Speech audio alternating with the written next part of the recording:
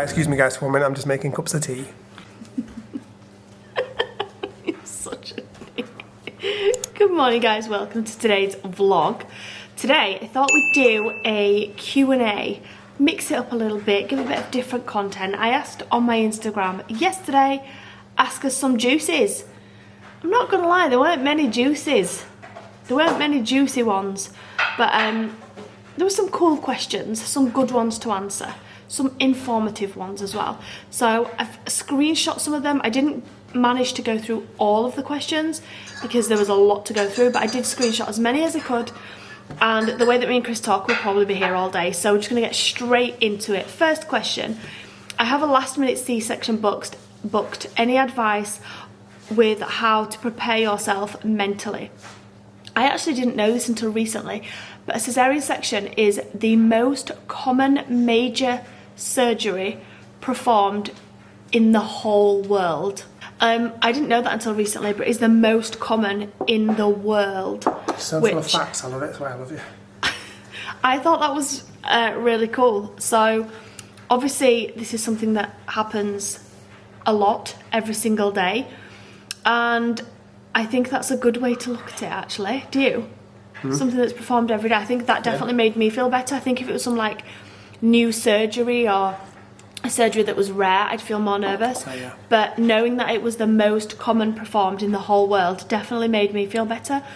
And I'm not gonna lie, it's over and done with very quickly, isn't it? Yeah. Like very quick. I think the most time it took, I think what took the most time during my cesarean was stitching up afterwards. But obviously I did have another small procedure done at the same time, so I think that's why it took a bit longer.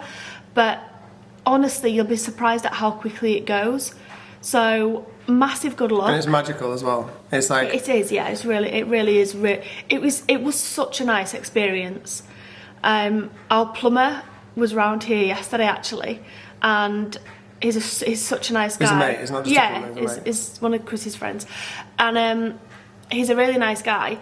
And his partner is having a cesarean in January, and she's like super nervous, like really nervous for it. I can't remember what my point was. You reassured him to reassure her quite well. Yeah, he was asking like, how does it compare to a natural delivery? And I was saying, genuinely, it's so much calmer, so much more exciting, I guess, because you don't have that initial panic and pain and worry and stress. And not everyone does if they have a natural delivery, obviously. Some people have really calm natural deliveries, and that's amazing, but I just wasn't one of them. But cesareans, honestly, it was just such a nice, calm initial experience of actually delivering a baby, and I actually really quite enjoyed it. Yeah, I enjoyed it for the most part. If we were to have another one, then cesarean would be like, in my head, it would be my I feel choice. like, yeah, I feel like it'd be a really tough decision and one that we'd have to think a lot about. Oh, the door. Front door. Funnily enough, the next question is, are you happy you've made the decision to stop having kids, or do you feel a bit guilty still? I don't think I ever felt guilty. I don't know if I've said that in the past, or if that's just something that that you've thought I've said. I don't think I've ever felt guilty.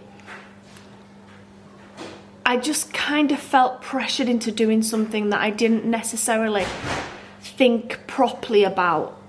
So, and I still, this is where it's really confusing, because I still don't know if it's the right or wrong decision. I think it's the wrong decision that I did it for the wrong reasons. But I don't know if it's the wrong decision as in the amount of children we've got. I just feel like I didn't think about it properly for the right reasons. I just kind of felt like, yeah, I need to feel like this because this is what everyone's telling me I need to feel like. People keep saying, like, I keep getting messages on Instagram saying, oh, you know, you made it up, you did it for views, blah, blah, blah. And it's not, but it's just genuinely is confusing still to me. Like, I'm still confused. I literally want to jump through the screen and pop someone's face off, man. I am genuinely confused about how I feel myself. I don't know how I feel, and I think that is genuinely because I've taught myself to just accept what everyone else feels, and I should feel the same way, rather than actually thinking about what I want.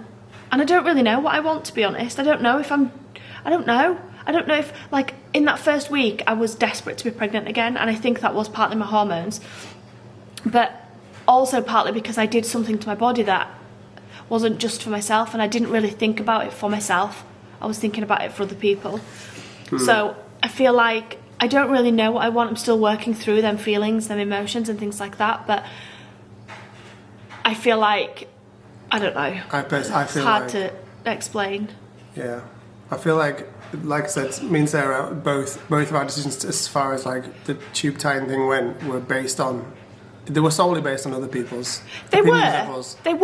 They were definitely, but I didn't go into having the procedure done thinking I'm doing this for everyone else. I didn't go into the procedure thinking that. I went into the procedure thinking this is the right thing to do. This is right for our family. This is the right thing to do. But I felt that way because I was being told, and I had the feeling and from society that I should feel that way, rather than thinking for myself, do I actually feel this way? That's why it's kind of hard to explain. I feel like once it's... Have we said we're having it reversed? So we are going to have the procedure reversed, that's for definite. Sarah's not able to have it done until she's at least 10 weeks, so we've got another month to go. But we will be going in private and having that done once we're past that point, so into the new year. And I feel like, you know me, I'd have a million more babies because I love big family and all the rest of it. But I feel like when you've had the reversal done, I feel like you'll want to know if it works or not. I feel like that'll be, and not to have a child just to know it works or not, but I just feel like, well, I know what we've talked about, so I know you feel this strongly about stuff like that. Well, I just felt like straight after I'd had Aurora that I knew I wanted more children. I felt like that really strongly. And I feel like that strong feelings, it's definitely not gone, but it's definitely not as strong as it was before. And now I've been questioning, do I actually want more children? Or is it just that I've told myself for so long that I can, and now that I've come to the realisation that I should be what I want, I'm just doing it because I'm coming to that realisation. You know, like when children like get told they can't have chocolate, and then they get to 18 and they go and they eat loads of chocolate. I feel like, am I just doing it for that reason, kind of? I don't know basically what I want, but Chris has said that, because I've talked through, obviously we've spoken in depth about all of this, Chris has said that he thinks I should still have the reversal done, and if I decide that I don't want more children, then he'll have the vasectomy done. Don't look like that. I'm joking. It's a joke. Yeah, but everyone will take that seriously. It's a joke. It's a joke. It's a joke. He did say that.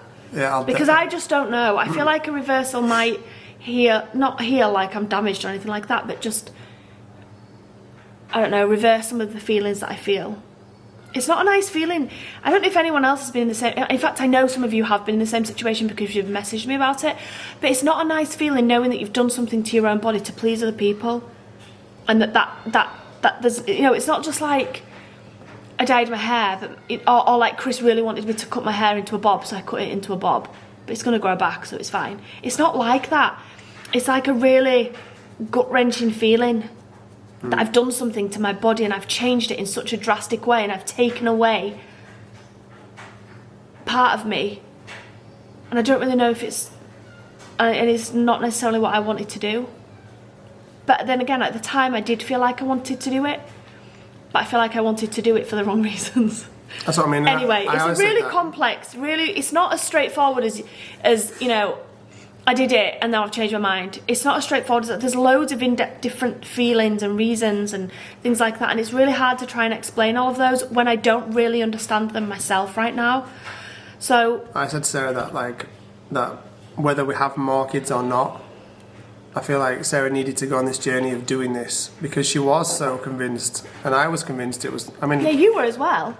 I was, but I would like more so because I was going along with what we thought we should do, basically. Yeah. I'm definitely ready to let go of the whole, this stage and all the rest of it. Once there's nothing like when you've got little kids in the house, baby. And obviously everyone's going to be like, yeah, but they grow up. We're so lucky. In fact, that's one of the questions. How do you feel having children of all different age ranges, including an adult?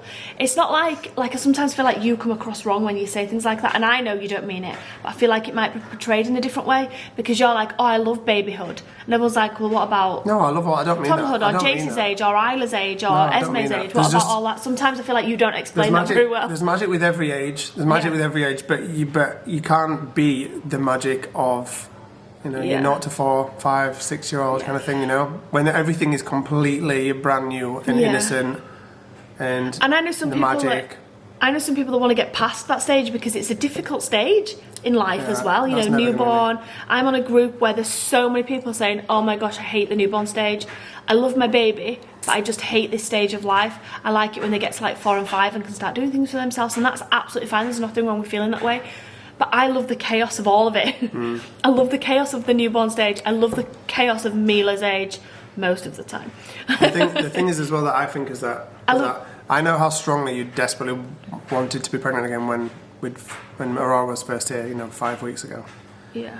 And you know, now we're in the thick of newbornhood, and it's tiring and it's draining and it's definitely stressful. And then when you're working, then you've got 1,000,001 work things going on as well. You know, there's lots of stuff going on all the time.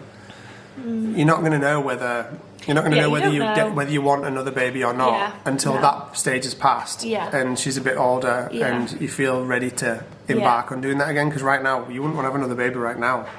I would not. Life's chaos right now. No. You know, because we've got a newborn. Yeah. I think when she's about 18 months, 2 years, I'll know. That's when you'll know. I'll either be like, we'll go and have another one, or I'll be like, do you know what? I'm actually done with the newborn days. I'm ready to just enjoy the older 3, the younger 3, and we are actually done with having children. But I can't for 2 years be sat thinking, yeah, but my tubes are tied. This is the point. I can't for 2 years spend the next 2 years thinking, yeah, but my tubes are tied, so it's been taken away from me anyway. Do you know what I mean? That's kind of where that's also good way the quicker you get it it. reversed, the more chance of success. So yeah, exactly. But like I was saying before, I love the newborn. I love Mila's age. I love the age of Jace, where he's just starting to learn new things, and he's good at. He can tell stories and things like that. And Isla's age, where she's still into little cutesy things, but she's starting to grow up a little bit. Esmés' age, where she's growing up way too quickly and way too sassy. And Isabel's age, where we can do adult things, and all the ages are great for me. Yeah, man. I love all of them. Yeah, I don't mean that. That's what I feel. I know you don't mean that, and I know you feel the same. But sometimes I feel like you say it and open yourself up to people being able to criticise what you're saying. Anyway, I know that was a really long explanation. Like a 10-minute answer. Yeah, I know that was really. 12.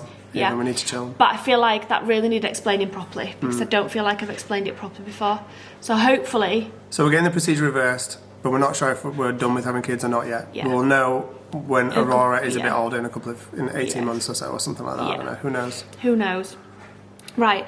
How do you balance, being homesick and being bored and wanting to travel? Whoa, I didn't read that very well, did I?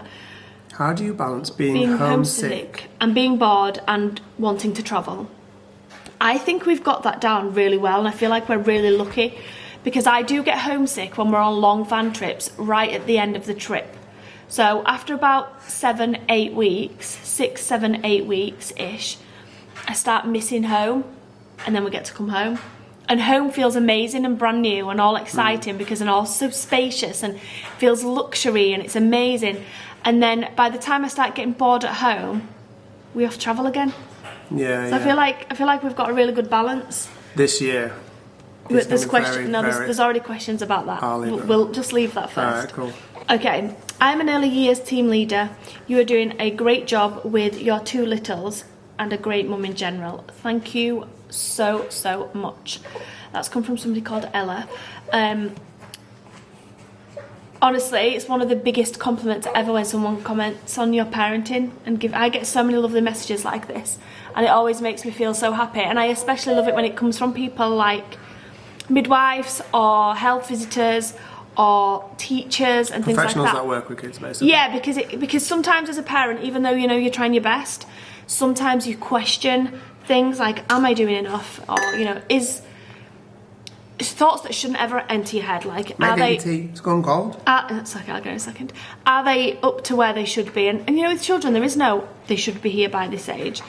So sometimes when I'm having days like that and I see messages and things like that, it just really does make me feel like it makes me feel good.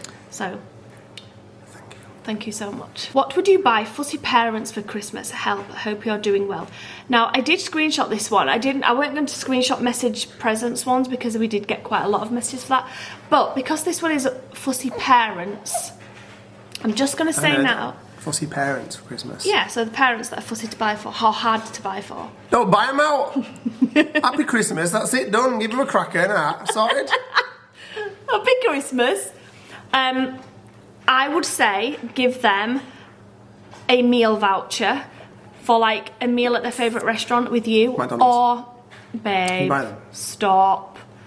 Or if you like the theatre, buy theatre tickets for you all. Or if you like... You're dipping into the realms of expense here though, mate. No, it's not. Well, for some people it might be, but for not for others. And if it is for some people, then like a movie night. Basically what I'm trying to say is something that you can do as an experience together. Because I'm sure there's only so much socks, perfume, chocolates, dressing gowns, nighties that parents need, okay? And let's be real. There's probably one of them books, The Idiot's Guide to Not Being a Fussy Parent. Let's be real. Everyone... I just think the most special gift is spending time. I don't have my mum around anymore, and I really wish that sometimes when I was thinking about, oh, what can I get my mum for Christmas? Oh, I'll just get her this dressing gown. She'll like that. Don't get me wrong, she'll like the dressing gown, but looking back, I would rather have spent more time with her, and I know that she would rather have spent more time with me as well. I just pulled the most mongy face when you were talking about that. Wasn't taking the mick out. I have an itchy nose. Right, tell me. I have an itchy nose. I pulled a mongy face next to you like I was taking the mickey. I was not taking the mickey. Anyway, I'd say an experience for parents or fussy siblings or friends or anyone that you've not said, I'd really love this for Christmas. I'll just buy them now. That's what I do. Anyway, next question. When do you start buying Christmas gifts for Christmas, and how do you discipline yourself when and when not to buy? I genuinely have no discipline. Discipline? I don't start buying in January for Christmas, but I do start buying in January for birthdays. Because obviously I've got children with birthdays throughout the year. No, we'll get to December every year, this time of year every year, and Sarah will be like, where's that pram I bought in January that I put in the garage? I've probably thrown it out, I don't know. And then I'm in the doghouse for 2 weeks, so I threw a pram out that she bought in January and stashed somewhere in the garage. Well, yeah, right, nice one. You shouldn't be throwing anything out, let's be honest. Do you want to hold her? And she's definitely not going to love me, but... She might. Call me darling. I don't have no discipline. I can't lie. I have no discipline when it comes to buying Christmas gifts. And even when I'm done, like I've said to Chris this year, because I'm trying to be super prepared this year, get everything... Are you done now? Can we say we're doesn't done? matter, doesn't matter, does it? How many times do I say that? Finito. Yeah, but how many times do I say that? Yeah, but I'll believe you this time. So you say it and I'll believe you now. Cut all the bank accounts off. No, I'm not done. I'm definitely not done. I do though, I say like constantly, I'm done, there's nothing else to buy, and then I'm like, no. Me, lady woman. But I've got no discipline when it comes to buying. But I do buy throughout the whole year for Christmas and birthdays. And when it gets to about August I'd say, that's when I start buying for Christmas. Okay, we're back. Rory, it's feeding time. Right. So we're back. Okay, so someone's asked, how is Esme? I feel like we never ask about her. Esme, describe Esme in one word right now. Esme is a G. That's what I'm going to describe Esme as. A G? Esme is a G. She is literally the most full of life, creative, bubbly, never stop smiling. Yeah, she is actually, isn't she? Girl in the entire world. She is actually. Because she seems to have really come into... She seems to have really found herself, I think. Yeah, right. Not that she was ever lost, but I just feel like she's really full of life at the minute. In the last half an hour of life in general, she's really just suddenly grown up. Yeah. And it's really weird looking back at her a year ago to now. It's crazy, the difference in her. Even from earlier in this year. I feel like she's made a few little changes to herself, like her appearance and, you know, You started that in the summer with the paint in the eyebrows thing when we were in Spain. No, she asked me to though. No, she did, but... But I feel like her doing that has really given her a lot of confidence. And she still gets people asking, like, why are they this colour, or why are you painting them that colour, or they're not equal, or you've got... She still gets questions like that, but I feel like she's strong enough to, you know, to say, she's really balanced. So that's how I want them, or because I want them to be that colour, or... I really feel like she's just got a lot of confidence lately, Esme, and it's really lovely to watch her blossom in the way she is doing. Esme's hungry, like for life. She's hungry to be... She wants to be a star, basically, and she is such a star. And that's the point of Esme, is that she is such a star. she's got the drive and the determination and the discipline to make herself a star as well. And she really she wants it so bad. And she's awesome. She's always had the determination, hasn't she, Esmé? She's always had the patience and the she don't have a lot of patience, maybe. She never quits. That's what I was trying to say. Like, Isabel was never into Lego growing up. Isabel doesn't have the patience for Lego. It took too long. I don't know how to do it. It's taking too long.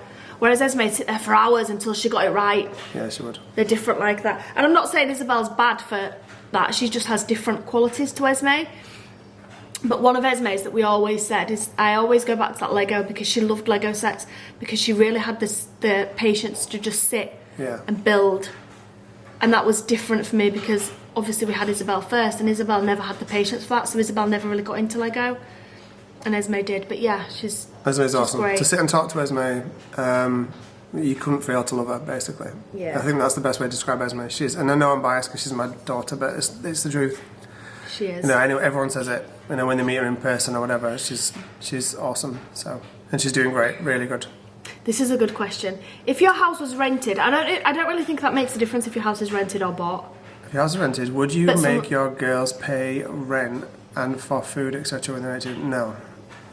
No, I wouldn't. Well, no, I don't. We wouldn't do, would we? I wouldn't, no, but I wouldn't. But I feel like only because we're in a position to be able to not do that. Probably. Like, let's put it into perspective, right? So when they're 18 and they're off living their own life and doing their own thing, they rack up bills of their own. They get and they might have mates round at your house more or whatever it might be. And, they might be earning their own money at that point. Hopefully they'll be earning their own money around that point. I wouldn't say anyone's bad for charging their kids rent or asking them to contribute to bills, because I think that's a perfectly fine thing to do if they're earning money and stuff. I personally won't. I think this is always going to be a sanctuary for the girls and Jays, wherever they want to come and be here. And when they're here, that's one of the things they get. They don't have to worry about normal life things like bills and things like that. So yeah, I totally get what you're saying. If you understand what I'm saying. Yeah, I do. And I never had to pay bills when I lived at home. No, I didn't either. In fact, I didn't live at home when I was 18. But I don't... Anyway, that's irrelevant. I totally get what you're saying, and I agree. Like, we won't charge our children for bills. I feel like my reasons might be slightly different to yours. Okay, Chris is just having Aurora for 2 seconds.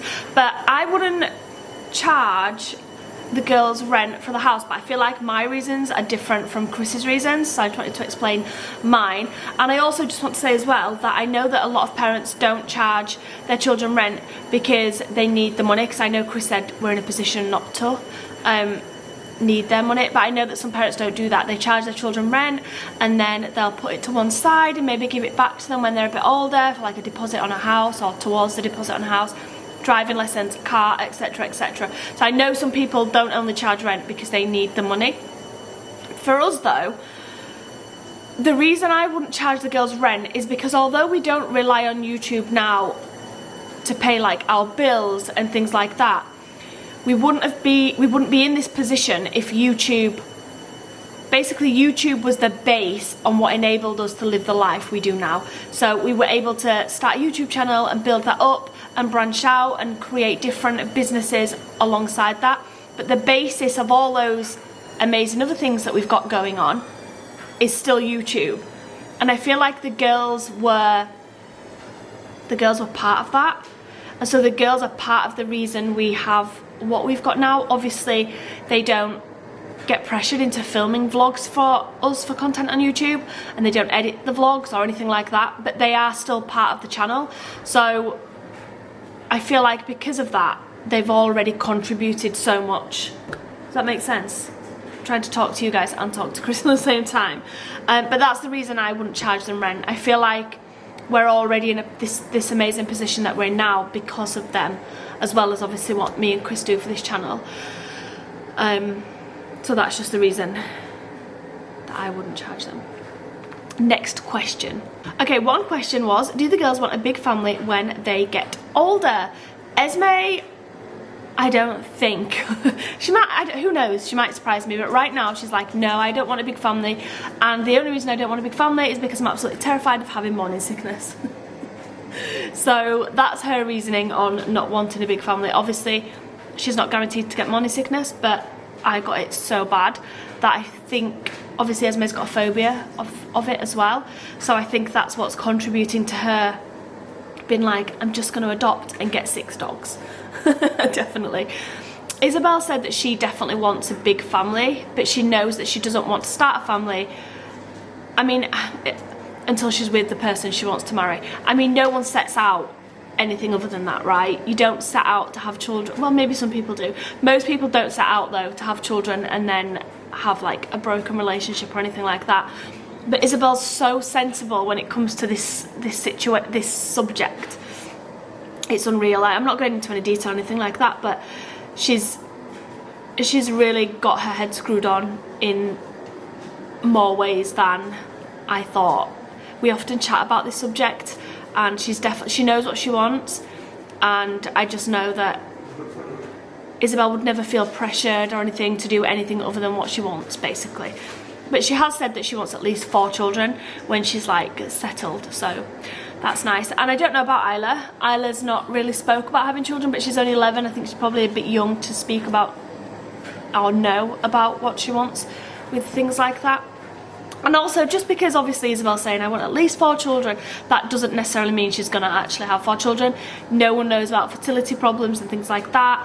No one knows about how she might cope with a pregnancy and then just decide that one's enough. No one knows like how she might feel when she actually has a child.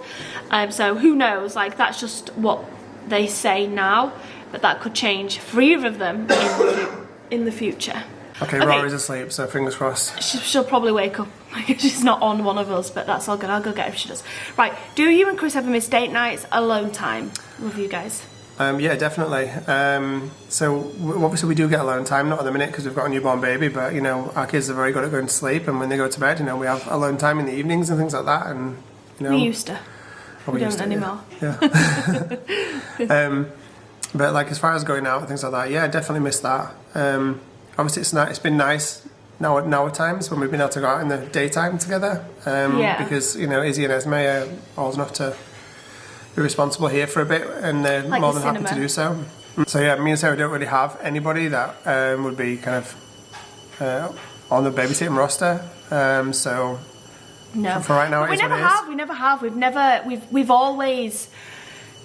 We've never really had people that would. We've never really had anybody that would, you know, babysit. But that's fine. I feel like we love family life anyway. Yeah, like me and Sarah don't feel like we're missing out. No. We have alone time together. We make the most of our alone time together. Yeah, and it's not like we've had a babysitter and then suddenly that stopped, so now we're missing it. No. We've never had it, so it's always been the same.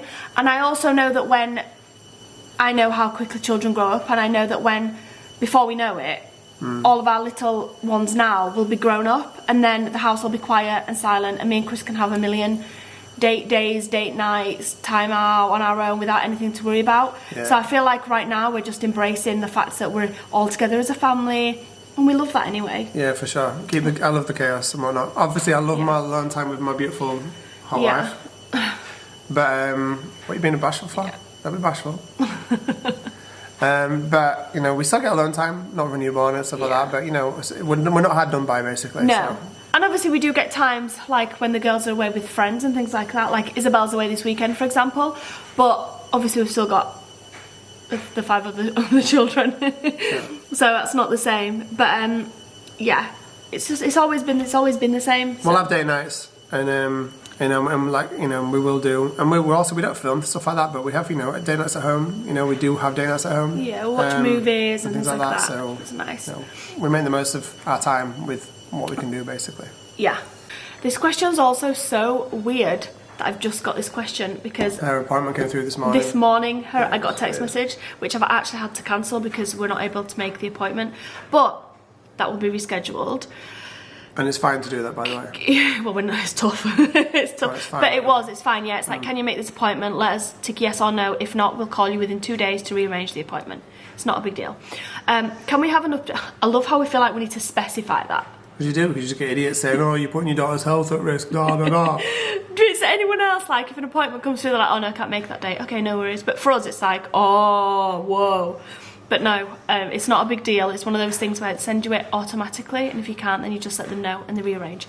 So, can we have an update on Mila's hip? Does she require further checkups, etc.? We love your vlogs. Thank you so much. Do you want me to answer this one? There's actually quite a lot of questions. I got like at least 6 or 7 asking about her hip. Look, there's another one there. Okay, really quickly, I'm just going to break this down fast. So Mila's hips at her last checkup, when she had an x-ray done last, we thought that we were going to get discharged. We didn't, because her hip that was shallow is still a little bit shallower than they'd like.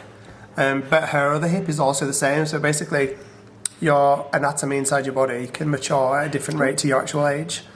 So Mila's hips might just be naturally less mature than her age is. So they might be like 6 months behind her actual age, which is normal as well. There's nothing wrong with her because of that. That's normal. Kids' bodies inside mature at different rates. Yeah.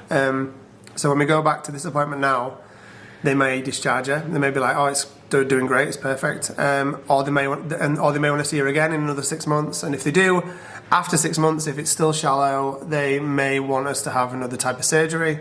But we are not fully made up our minds whether that's going to be the best thing for Mila right now. At the age that she's at. Yeah, she can't understand what's going on. Yeah, I was just going to elaborate on that because they did say that at our last appointment, Chris did say that the right one's also shallow. It's not as bad as the left. Obviously, she's already had a surgery on the left one, but like you said, the right one's... There's nothing wrong with the right one. No, that's either. what I wanted to say. Yeah. The right one's, there's nothing wrong with it, but it's slightly shallow as well. The left one's not where they'd want it to be. They weren't majorly concerned. They just wanted to review again in 6 months, which actually turns out to be that was in June. So she's having an appointment at some point in December. And like Chris said, I think if it's still shallow at this appointment, they'll give her one last 6 months. 6 months. Yeah. So if it's still shallow in December, her left hip, they'll give her another 6 months. And if it's still the same in June, or there's no improvement in June, then they think she'll need another surgery. But they did warn us that the other surgery isn't like the one that she had at 6 months old. It's a major surgery that takes like a good few hours. It's all about breaking her pelvis and moving all and taking bone from here. And they did say like it's a really big surgery. So that's not something we will rush into. I'm not saying we definitely wouldn't do it if the doctors are strongly advising. It would have to be, if you don't do this, this is going to happen. And this is going to happen would have to be something big for us to immobilise. Number one, put her through such a major surgery. And number two, immobilise her for up to a year, he said. At her age, when she's 2 and so lively and doesn't understand what's going on, as opposed to doing it maybe when she's 5 or 6, which I know will still be difficult on me and Chris, having to pick her up and things like that, get into toilets, but I think she would more understand. She'd be able to read books, and I just think for a toddler at 2, she'd understand why it was happening more versus now. She won't understand why it's happening now, basically. Yeah, and I feel like it'd be very difficult on her, and I feel like it'd be an easy decision to make if she was showing symptoms, which she shows 0 symptoms of her having anything wrong with her hips. That's because she may not have anything wrong with the hip. Yeah. Right. So we're just saying like this surgery is like the worst case. It's a rare scenario that this is going to turn out to be the fact that she has to have surgery. The more likely scenario is that we're going to go back and her hip will be healing the way it should be. Yeah. Because Mila has no symptoms. Like, she's a Rambo. She'll jump off anything. She will climb anything. She run. Runs. She's rapid. She runs so fast. Yeah. There was nothing wrong with Mila. You would never know there's anything wrong with her hips. And there isn't anything wrong with her hips. Her hip is just showing as like less mature than her age is, which is also not massively abnormal. Uncommon. Yeah. No, it's not uncommon. So we may go back and it'll be fine, and we may go back in 6 months and it will then be fine, or at least it'll have matured enough to show that in another 6 months after then it will be fine. Yeah. And she won't need any surgery. Yeah. But we're just saying, like, at the worst come to worst, the rare scenario that it may turn out that she has to have a second surgery. And it's something we'd think. We will not be jumping straight into it. We will very carefully, we'll probably get another opinion and we'll very carefully weigh up the pros and cons. We'll know more in December. For having it now. But we'll definitely know more in December, basically. Yeah, we'll know more in December. In December, they'll tell us, like, oh yeah, it looks like it's going in the right direction, or it's not really changed in 6 months, which is definitely not what we want to hear. Fingers crossed. But there's a lot of questions about that, so hope it answers them. When is the next big adventure in the van? Oh, this is going to bring into next year now. No, this is going to bring into... I don't know how to answer this now. I can't answer this very we can't answer this, right? I'm just going to say, because there's a lot of questions about what he plans for next year, we have an opportunity arise. Us making the opportunity, by the way, not someone else giving us an opportunity. This is us creating ourselves an opportunity for our lives to change drastically next year. And I'm not going into much detail because we're still weighing up whether we're going to do this or not. It's more than likely that we are going to do this. It's more than likely that we're going to do it. But if we do it, then it is a drastic. Like, I'm not just saying that. It's drastic. Which is why we're spending so long debating it. And we've been spending about 6 months at least. Maybe even a year. But at least 6 months seriously considering doing this. I think it was like turkey time that this at first May. became we went turkey on in the May. cards potentially. And it's a big drastic change. And if we are doing it, it will be at the start of next year. Which is not even that long away, which stresses me out. Yeah, in January. Yeah. So it's very close. So basically our travel plans depend on this drastic change. So if we do the drastic change, then our travel plans will update you because we're not sure. Yeah. 100%, because the drastic change involves travel plans. I hate but it. Can I say that? Involves travel plans, but not really. But not necessarily in a big van adventure. But if we don't go ahead with this, or it's delayed, or we delay this change, whatever we might be doing, then there will potentially be a big van adventure coming up in January or February. We're not 100% sure yet, basically. We've got some it's all a bit up in the air. Yeah, we've got some very big plans for next year, for 2024. Yeah. Humongous, amazing plans that we're really excited about. But they could go either one way or the other. But it all depends basically on whether we're going to make this leap. Which we probably are. Which we probably are, but we don't know yet. It's a bit scary. But we probably are. But it's something that will benefit our family. And I'm really sorry to say that, because I know loads of you have been really irritated now. Like, I hate it. Why not just don't mention it? But can we say this though? We are, but the van is getting used in the next. The van will be used in the next year. No, the van. No. Sorry.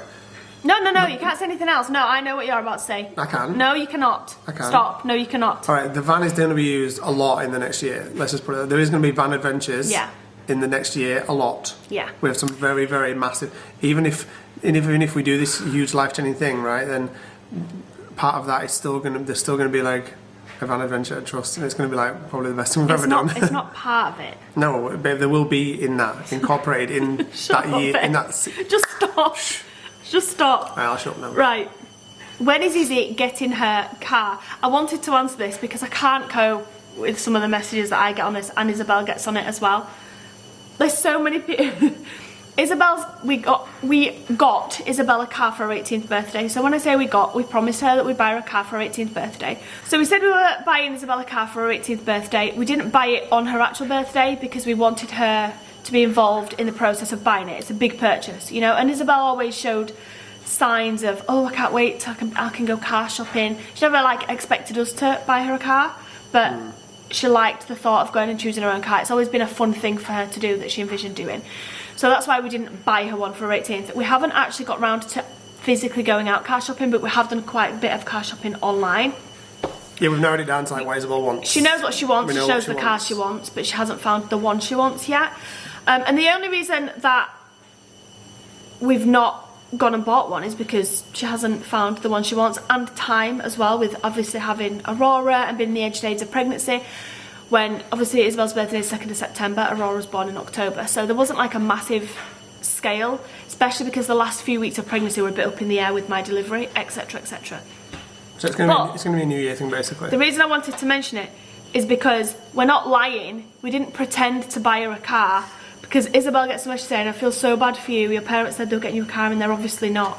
I'm not going to rush out and buy her a car to prove a point to strangers. No, can we just... I'm not going to rush out and do it just to do it, just so that I can prove myself to you guys. We'll buy her a car when we're good and ready to buy her a car. We'll buy her a car when Isabel's found the one that she wants. But we are buying the car. It's not like a big conspiracy around it. No. I mean, I just won't give fools like that any airtime, but you know. No, but just it bugs me when I get messages like things online don't bug me, right? When it's things like, you know, you're ugly, or you can't vlog, or your vlogs are boring, or you're fat, or things like that don't bother me. But things that say I'm lying really wind me up. Like, I don't know why, it really, really winds me up. things that are just blatant lies, You know why? or accuse me of lying, really get to me. Because we don't lie, that's why. No, but when someone accuses me of lying, that really gets to me. Or when somebody tells a lie about me, that really gets to me. So stop doing it. Right. Okay, so would you move house again? Yes, 100%. And we will be doing it in the future. But like basically, I think that what the best way to answer this is that if we could take this house and plonk it in the middle of a field with a big long driveway that was tree lined up, so you couldn't see the house from the road, and it was super private, then this house would be my dream house. I love this house to death. It's got the land here. It's got so much potential. It's massive. You know, we could extend. We could put a pool in if we wanted to. We could do all sorts of stuff here. I love it. Pooling? Well, why would we want a pool? Because it'd be so good. That's why. We get about 3 I've talked about summer. getting a skate park on that grass. You never get a skate park on the grass. Anyway, I love this place. I love the house. We're very lucky to have it. It's a massive, massive plot, and it's got potential to do all sorts with. But it's not as private as we would have liked. Basically, it's not the private sanctuary we thought it would be when we moved here. Probably just naivety, basically. But no, that was not our doing. We'd not even moved in. All right, well, whatever. There's a lot of weirdos out in the world that if they want to find out where you live, they'll find out where you live, basically, and that's the end of the story, basically. But because they've got nothing better to do in their lives. But basically, the long and short story of it is we've got a lot going on next year, and we will potentially in the future, short term or whatever, we will be looking to upgrade. I don't think we'll move. We'll 100% not move from this house within the next year or two. Definitely not. We're too busy, but we're too busy. We're not going to be moving for a couple of years, basically. But maybe within 2 years, but not within 1 year. I would have thought. I don't even think 2 years. But it would have to be, like Chris said, really private. I think we'd have to either build from scratch or change everything about the inside of the house to stop people. So there's basically there's a couple of things that there's this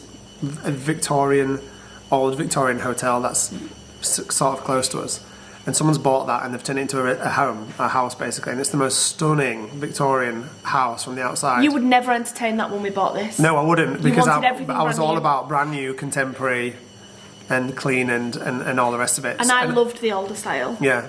But I was like adamant we needed to have a brand new contemporary house, whatever. And I love this house, don't get me wrong, this house is just, every time I look around it every day and I pinch myself that we own it. Yeah. It's beautiful in every single way. Yeah.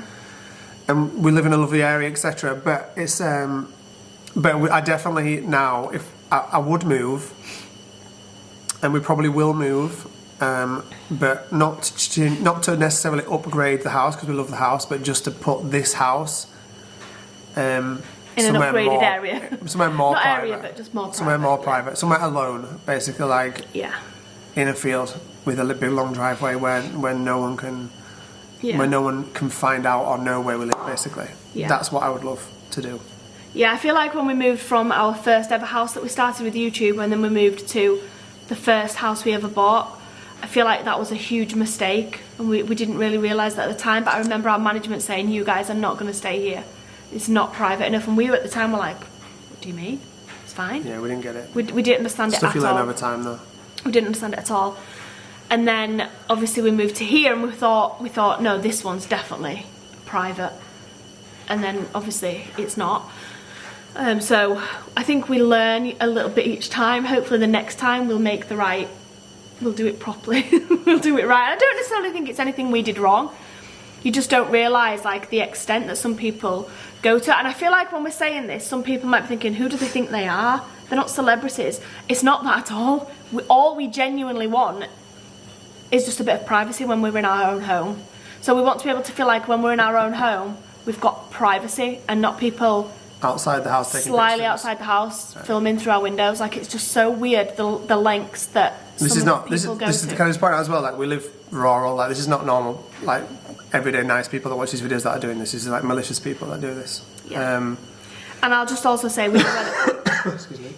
And I'll just also say that we know where these people come from through the police, and it's nowhere near where we live. So that's really weird. But it's not as private as we need it to be, and we want our children to grow up in a home that they feel is just their own, and us as well, just our own sanctuary, and we're safe here.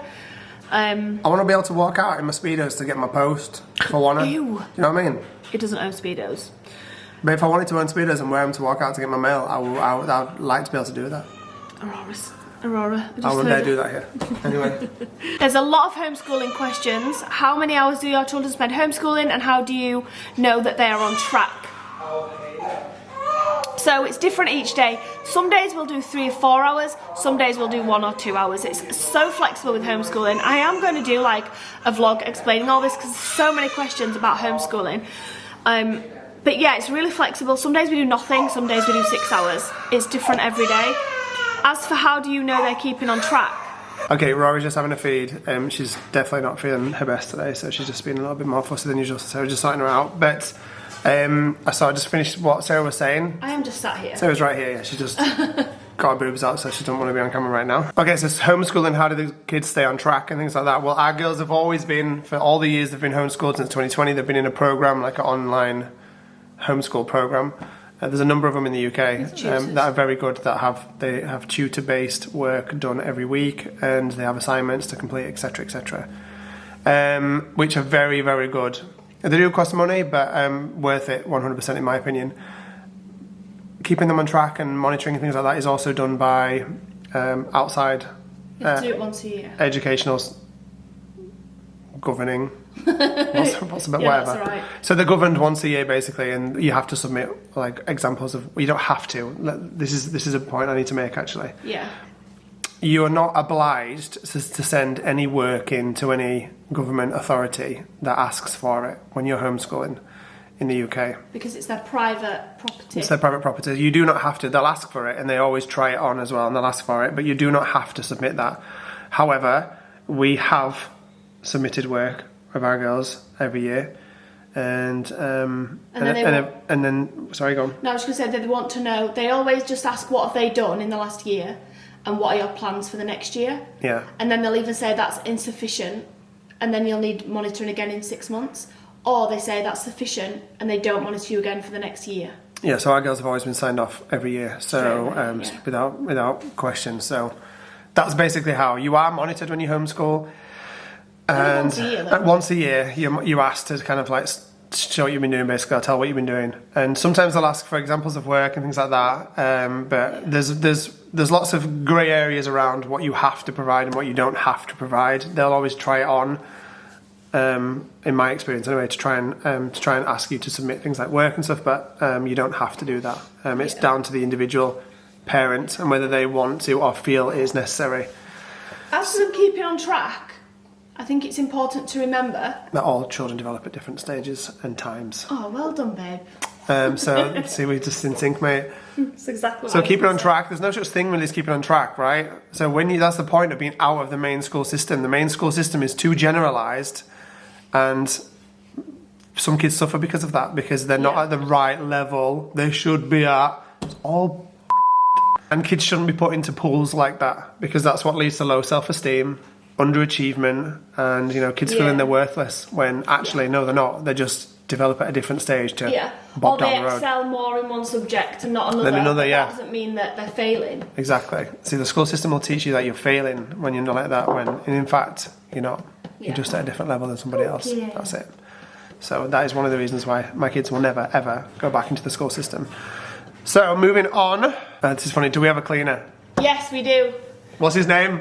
Chris Ingham! Multi-talented, multi-skilled, you know what I'm saying.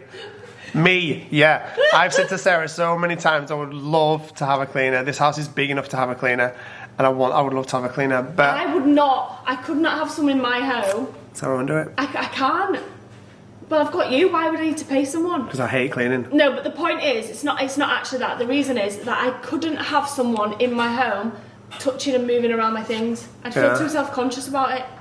Yeah. Would you not? No. Would you like someone coming up in your bedroom and you would? No. And doing all my laundry and everything? Yeah, hell yeah. No, I don't. I would. I want someone to come in here once a day. Do you know, in the evening times it would be best for me, because that's when I clean. I clean after dinner, like the hour is my clean time. I make sure all the floors are done. At least 3. Hoovering's done everywhere. The full house is done, ready for the evening, ready to be perfect for the next morning. And if someone could come in every day and do that, especially the floors down here, oh, I would love that. It's the bane of my life.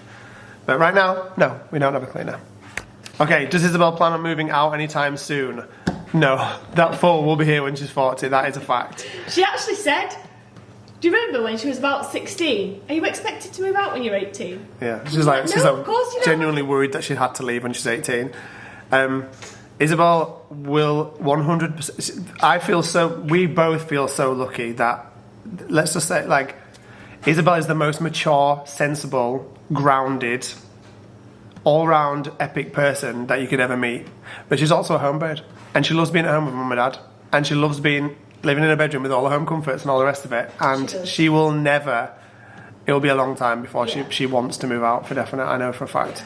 And also feel really lucky as well, because she also, I don't think she'll ever stop wanting to travel with us either. Like, at the minute, certainly not. No. And there's been times where we've said, like, when we've been talking about the van and space, well, you know, Isabel might not want to come next year, and she'll be genuinely offended. Oh, it's so bad. We've learned to not say that anymore, because she's like, why do you not want me to come? And I'm like, no, I'd love you to still come. I'm just saying, you know, you might want to do stuff with your friends. And she's like, no, don't say that, because it makes me feel like you don't want me to come with you or something. Yeah, she genuinely gets offended. That she will definitely be with us for a lot of years to come, which we feel so lucky about. I know it wasn't like that with me and my parents. Like, I was off doing all sorts when I was 18, and so I do feel very lucky. No, you came to my house for tea after about 3 days, and you never went back home. I was bad. You literally came for tea, and you never went home. But Isabel, I feel very lucky that Isabel is the person that she is, and also, like, you know, I feel very lucky. But even if she was to say to us, I'm thinking I'd like some more space, and I'd like to get my own little flat or apartment, then we'd happily help her and look and of course, help her get one and things like that. But I just don't feel like she's definitely not ready. No, I don't think she'd want to. No. I really don't think she'd want to. She's very independent, and she does all sorts of things. And she, you know, Isabel I would genuinely be happy to go away for a weekend with Sarah, and not Aurora obviously, but leave Isabel in charge of everybody else, and everything would be fine. Yeah, like she's 100% a G. Yeah, she would cook, clean, and do everything when she does laundry. She's fantastic in every single sense, but she definitely will not want to move out for a long time. Even when she's away this weekend, so she's going away this weekend, she'll definitely message us, be like, constantly messaging, like, hey, are you guys alright? Yeah, like, she messages you millions of times, me millions of times, like, oh, I'm a bit homesick, can Dad come pick me up from the station? You know, there's this train, but I really like to come home, will Dad pick me up from the station? She's always messaging when she's out and things like that. That's what I feel very lucky about. So, yeah, she's a G. Okay, is there anything you teach in home education that isn't taught in the school curriculum? Yes, there is. Loads. All right, I don't want to offend anybody by saying this, but basically the school education system is so far out of date. Yeah. It's not even funny. And you will never learn in school about anything to do with the real world and how to make real money in the real world. You'll never learn that from school.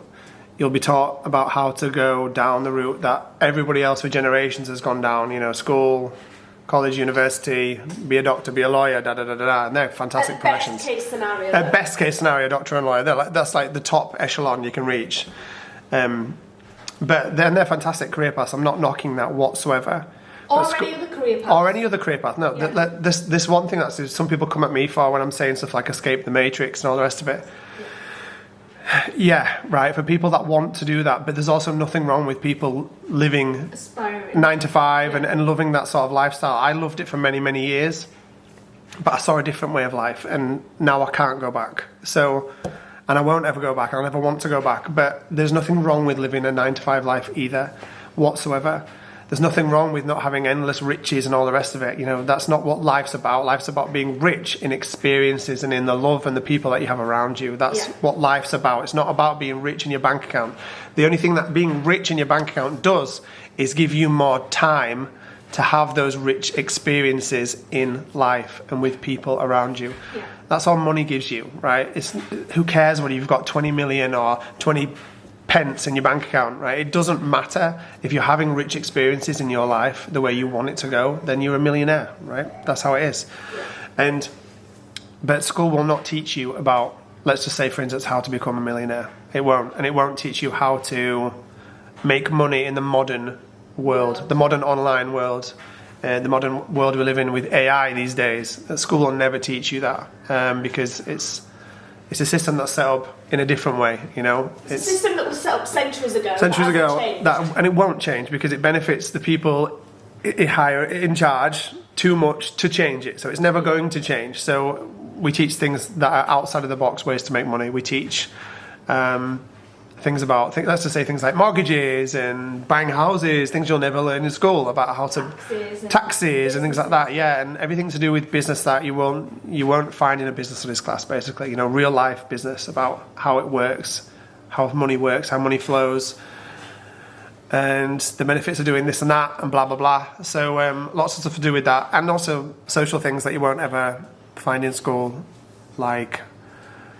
It's hard when you're on the spot to give examples. I bet when we finish this, we'll come up with loads. I'll kick myself. But yeah, one of the biggest ones is definitely how to make money and how to be prosperous in non-conventional ways, which is certainly more and more popular these days. That now people are starting to realise the opportunities that are out there and things that you can do.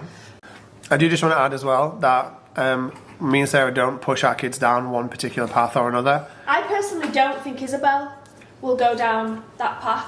I think Isabel wants to work with people and she loves criminology and psychology, and you know, she spoke about how cool it'd be to be a psychologist and things like that. So even though we're opening their eyes to other ways of life and other opportunities, it doesn't necessarily mean that that's the path they'll take. Yeah, exactly. You know, Esmé wants to be famous right now and she wants to be famous and do all these cool things. Isabel doesn't want that. Isabel doesn't necessarily want to be famous and do all these things. Isabel is more about, you know, helping people and maybe being a psychologist and doing things like that. So. But at the same time, this is the thing in life, right? You can be a psychologist and you can also have a side hustle that's earning you millions of pounds and giving you a really good lifestyle on top of being a psychologist. That's what we teach them basically. That there's lots of ways to do lots of things. If you want to go and, you know, have a job working in customer service somewhere, you can do that, but you can also have a side hustle that makes you millions as well.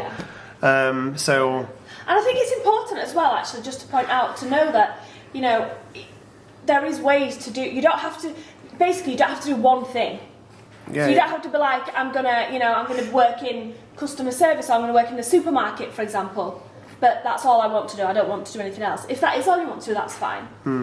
But you know, if you want you can diversify yourself in all sorts of ways. You don't need to niche yourself into any particular area and stay there. That's what we teach them, basically. Basically, that, you know, there's lots of different ways to do lots of different things, and whatever path they choose is the path they choose. But we give them all the tools, or we try to give them all the tools that they could possibly need to do so, and to go down any route they want to go down, basically.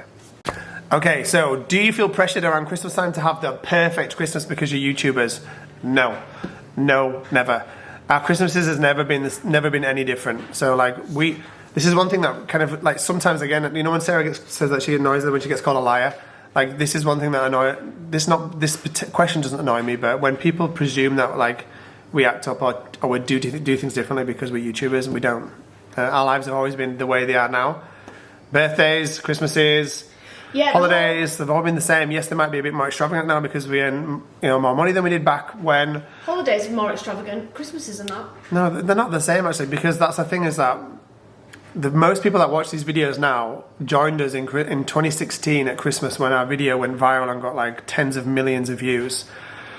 Of the girls' Christmas morning, and that was when we were really only scratching the surface of being YouTubers. Like that wasn't done for YouTube. That was done like every Christmas we've ever had was exactly the same. And Sarah's proved it time and time again because we filmed every Christmas and we've put bits of those Christmases online from years and years before when we were not YouTubers. Obviously that Christmas went viral, that 2016 went viral, probably because of how many presents they got and Esmé's reaction to a Reborn doll. But we didn't know that was going to happen. No, we had no idea. We went like, hey, let's buy kids loads of presents and go viral on YouTube and earn loads of money. So back then, there wasn't a thing about going viral. Like YouTube and social media in its general self was in its infancy when we started making videos like this. As far as we were concerned, anyway. Definitely, we were schoolboys for a long, long time when we first started making these videos. But the point is that that wasn't filmed to go viral. When it went viral, we couldn't believe our eyes. We were laying in bed literally on a night time with our subscriber count going up by the tens of thousands every few seconds, and we couldn't believe how many people all over the world were subscribing to our channel just from this one video. It was mad. Yeah. But it wasn't our intention. That wasn't our intention, no. So basically, our Christmases have never been any different. They're no different. We always used to just save a lot more back then to be able to provide the type of presents and stuff that we buy throughout the year. Yeah, exactly. We just did it very savvily. That's why Sarah still does it now, because all those traits that she learned back then are still with her. You know, she buys through the year now because not because she has to, but because that she's always done that before. Because it's ingrained in her. Same with me, why I won't buy myself clothes, or why I begrudge buying myself new clothes, because it's just a thing that I've been programmed with for all the years of not being able to necessarily afford.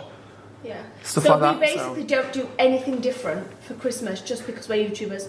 The only thing that we do different, the only thing that causes me stress every year and a lot of money is our blooming intro. It stresses me out every year. Our Christmas intro. That's the only thing that we do different. That's the only thing we do different is we spend money and time making a Christmas intro. Yeah. Everything else to do with our Christmas is exactly as it would be if we weren't on YouTube. Yeah. Exactly. What?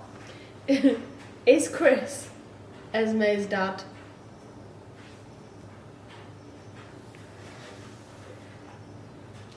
I'm really glad you've asked this, because I've wanted to bring this up for a long time. Because Esmés wanted to bring me this up for a long time. I am Esmés dad, yes. Chris is 100%. all 6 children's dad. Might not be Isabel's biological dad, but you're still her dad. You brought her up since she was 1 year old. Exactly. So, the only one that doesn't genetically match me is Isabel. The rest of them do. And thanks for clearing that up.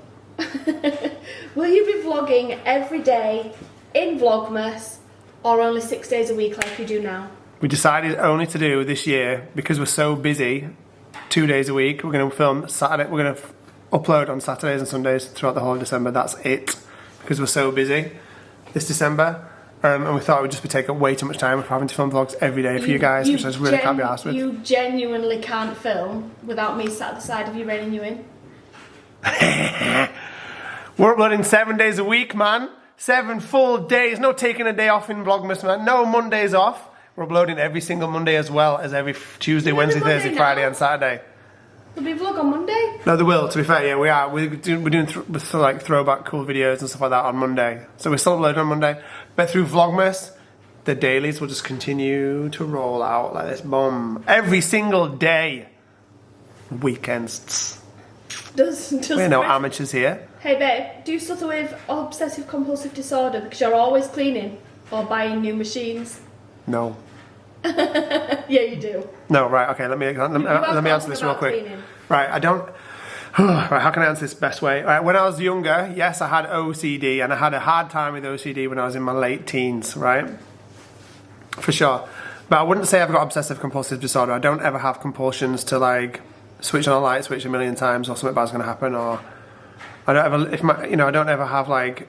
I'm never anxious about anything. I don't have anxiety about any single thing ever in life, ever. Only because I know how to control my brain these days. Like, I know how to control my body. So when I get anxious about something, I know how to shut my body up, shut my brain up. Does that make sense? Yeah. Yeah. So I know how to look. I know how to keep a hold of my mind, right? Most of the time. All the time. But one thing that I do have a thing for is cleanliness. Like, I cannot deal with dirt of any level, hair, dust, anything. And like, obviously these kids are in this house 24/7, and this house looks like a bomb site by the end of the day, most days. To Chris. To me. No one would walk into this house and be like, oh, this house. They'd walk in, like they do, multiple times throughout the week and go, this house is so beautiful, oh my god, it's so tidy and clean. And I'm looking around thinking, I'm stressing because it's so out of place and dirty. But no one else notices it, it's just me. So maybe I do have an aspect of something to do with that. I don't think you've got full-on OCD. No. It's not something that controls your life. No, but I do have to, after dinner... Oh, plumber's coming. Oh, better do a deep clean of the kitchen. Right. No, after dinner, in the hour after dinner, that's my time to, like, I have to make the house straight, so I'll do all the floor down here, make it perfect, and I'll hoover. I do have to do it. It's at least 3 hours after dinner. It's not 3 hours after dinner. It's 1 hour. It's 1 hour. 2. It's 1 hour, and if I don't get to do it because the day is dragged on and we've got too busy or whatever, then I do feel like this, like, sense of, like, ew, I hate my house, it's disgusting. Which is so weird, I know. Trust me, I know it's weird. But that's how I feel. I don't have OCD or anything like that. I don't have the typical OCD, but I definitely have a thing for being clean. Yeah. Like I hate things not being clean. What was the other part of that question? You're buying stuff. I'm just greedy. I'm never happy with what I've got, so I'm just greedy. Buying machines or buying this and buying that. I'm just greedy. I mean, like not in the sense of like nasty greedy, but I'm just. You make your money. You want to spend your money, as long as it's you spending it and not me. Yeah, it's fine. It's me spending it. It's all good. If it's not for when they're spending it, then you know we got problems. I'm only joking. Jace just ran in. Speaking of Jace. Jace River, are you okay? Currently planning baby number 3. How long did it take for you to conceive Jace? I actually can't remember. Really quickly, actually, with Jace. No, it wasn't. Opposite. It was not quickly with Jace. Because you remember when we went to New York and I was taking pregnancy tests in New York? That was February. Oh, it was a while, yeah. And he wasn't conceived until July, was it? June or July? June. And I was definitely taking pregnancy tests in December, January, February. Yeah, so it was, let's just call it 6 months for Jason. Maybe about 6-7 months. Probably, like yeah. That. Aurora was very quick. Mila was very quick. Yeah. But Jace did take it was Jace a while, yeah. Very quickly, what schooling does Isabel currently do? A-levels, English, criminology, psychology. We've done the whole school one again, so I won't ask that one again. How long do you rear face? Just wondering, as I've noticed you've got Aurora in Avenant Pixel. You better answer this one. Car seats, just car seats. How long do we rear face? Yeah. Well, Jace is still rear facing. So. Jace is still rear facing and he's 4. Yeah. So I think them car seats that we've got, you can rear face till 7. Yeah, so yeah. Yeah, so I mean I'm not guaranteeing we're going to rear face till 7, but he can rear face till 7. All of them rear face now basically, and Jace is obviously 4 still, so. Yeah, it'll be 5 in March and he's still rear facing. Yeah. And we've got no plans to switch him round because he's happy that way. Do you have a budget you follow for each child's Christmas present? I wish we had a budget. Don't We've never had a budget. We never have. We've just never had a budget. Even when we had no money, we still didn't have a budget.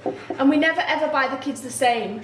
So we never like, she's had £20 there, so we need to give her £20. We never ever do that. No. We just buy them the presents they want. Yeah, basically. And whatever it costs, kind of thing. And whatever it costs. Yeah. As long as the piles are similar. Yeah, they have to have like a similar age pile. But I don't think they might not this year. Well, it's hard this year because they're older. This year's the first year. Esme wants things that are tiny and expensive, and Isabel wants things that are tiny and expensive. But Isla wants things that are necessarily.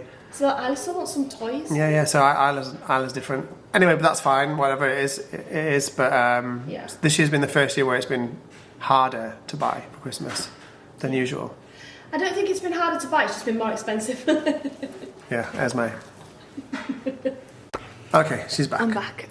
Struggling on ideas for my 14-year-old for Christmas. Any ideas? I'm not going to share them here because this is a really long video, but I am going to pop up some ideas over on my Instagram, so make sure you're following Sarah Ingham Official, and I'll pop all of my ideas up on there. I can't do Christmas hauls anymore for the older girls, just because they've got so many friends and people online as well that watch our videos, and I wouldn't want to ruin their Christmas. I'm not ever going to jeopardise that. So I won't be doing an actual haul, but I will be giving lots of ideas and what's on their Christmas lists, what they're hoping for, etc. on my Instagram. Which realize I've got a steak on my shoulder. That's delicious. Nice. Hashtag dad life. How's your Nana doing? Bless my Nana. She's doing alright. She's good. She's a Nana, and you know, she's a Nana. But she's good, isn't she? She does watch most of our videos, so if you're watching this, hi Nana. She's doing good. I'm hoping to go up and see her next week. Does your baby not like being put down? I did this with my son, and he was so clingy after a few months. I don't know if you mean he was clingy and wouldn't be put down, or if you mean because you held him so much he became clingy. I'm not sure which one it means. So I'm just gonna say, holding your baby doesn't cause clinginess. No. They are so special and so, I can't think of what I'm trying to say, but basically in these early days they just need a lot of attention and love, and they've come from being tight, cozy, warm inside your womb, and that's all they've ever known. They've never known cold or fear or loud noises or hunger pang or hunger pans. Pains. No, it's not. It's not pains. Oh, no, Hunger, something. something. I'll have to Google. Staring of dictionary. They've never known hunger. And all of a sudden they're literally shoved out into the world or dragged out into the world. And then they've got all of these, you know, they've never even known clothes or nappies. It's no wonder that they need so much love and attention, you know, in those first few months when they're born. And I genuinely believe that actually the opposite, so hugging your baby all the time, holding them as much as they want to be held, actually doesn't create clingy babies. It creates secure babies. Happy, knowing that you'll be their babies. You haven't even got any water left in that, so what are you doing? I had a tiny So yeah, I mean that's something that I strongly believe anyway. And I know it's really difficult and I don't say it lightly at all, but yeah, Aurora definitely is a contact baby. She loves to contact nap. Obviously Chris put her down in her chair. You still pay with pin? What? You still pay with What? pin? I don't even understand what joke you're trying to say right now. She's contactless, baby. Nobody said that. I'm going to get my water. And that was the cringiest thing you've ever said in your whole life. You need to get out of here right now. That was really bad. I'm sorry, everybody. But yeah, she is a contact baby. She does like to be held, and I don't begrudge for that for 1 second. Would you recommend white noise machines? I couldn't live without a white noise machine. Never had it with all my other children. Got one with Mila. Couldn't live without it. We've bought one white noise machine that I'll link down below if Chris Blooming puts the link in. Which I never remember to do. Which you never remember to do. Mila's like 2 now, and we've used this white noise machine at least every single night, sometimes throughout the day. Oh, but if you're a van lifer, or you're in a motorhome or whatever, get one because they're game changing. You can't hear anything going on around. Really it's amazing. Good. Even in like truck stops, you can't hear nothing. No. It sounds out all the noise, blocks out all the noise.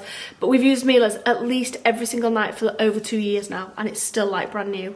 I 100% recommend white noise machines. And this one's also any tips on breastfeeding. It's too long this video to give like proper breastfeeding chat, but if you guys want that, it's gonna take me 2 days to edit this. I know, I will do that, but expect it to be hard. Basically, expect to not do a lot for the first at least 2 months of your baby's life because it is demanding. Like, imagine it being hard, but then times that by 10. Breastfeeding's really difficult. About times it by 20. Yeah, it is really difficult. It's so much more difficult than you could possibly imagine. I mean, just tell me but the so worth number, it. Stop. It's times it by this 7. video's too long for your silly antics. Right. This question. Where is it? No, I'm still watching now. This is the thing, we've all gone home. No one's watching this video anymore. It's too long. Right, I'm going to answer these last two questions very quickly. Please. If I can. Very quick one because this was asked loads. Any update about the cyst you told us about? So I had a cesarean because I've got a cyst, which would have made a natural delivery slightly more difficult / complicated. There's no update on it. It's exactly the same as it was, and there's no update on it because, as I said before, I need an MRI. I need an MRI on it. Nothing could have been done before 6 weeks, but that reminds me, I haven't even had a referral through for that, so I need to chase it. So we're going to chase, but yeah, they will update. There's no real update because I haven't had the scan and basically an MRI. I've not had the MRI because I need an MRI because I'm not sure if the cyst's attached to my urethra. Basically, if it is, it's a different kind of surgery. If it's a slightly more complicated. If it's not, it's a very simple surgery, and I'll have that done probably in the next few weeks. Yeah. Okay. So that's very quick, and I will update as and when I'm that. And the next one, the last one, which I've got to quickly explain a bit of backstory, but I'll do it quickly. I got a million questions about. You probably won't want to be involved in this one, actually, babe. I got a million questions asking about. All right. Asking about Esmés' period story. Oh yeah, I'm gone. He's like, oh yeah, I'm gone. And I was so confused. I was like, why is there suddenly so many questions about this? Because we've never shared Esmés' story time about it because she's something she didn't want to share. So Esmé started a period back in February when we were on the van trip in the Arctic, and she didn't want to share that. She was like, no, I'm not sharing it, I don't want to. So we didn't. We never vlogged about it, we never spoke about it. We got millions of questions about it every time I do a Q&A, but we never spoke about it because Esmé didn't want to. And we would always respect their wishes, obviously. And then we didn't hear anything about it for ages. And then on this Q&A, it's like every other question. And I was like, Ez, why is everyone asking about this? And she went, oh, it's because I posted it on my story the other day. What?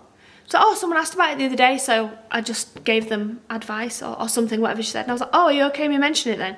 She's like, yeah, I'm not bothered. I was like, oh, I thought you didn't want to mention it. She was like, yeah, I didn't back then, but, you know, it's ages ago now. I'm not even bothered.